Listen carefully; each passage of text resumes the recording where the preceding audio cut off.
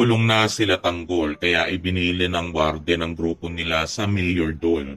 Matapos sila sindakin ay inilatag sa kanila ang schedule. Si Olga ay mukhang may masamang binabala kay Mokang dahil kausap niya ang tauhan niya. Nagpakilala na siya sa dalagat, nagsabing malihim si Alberto/Ramon.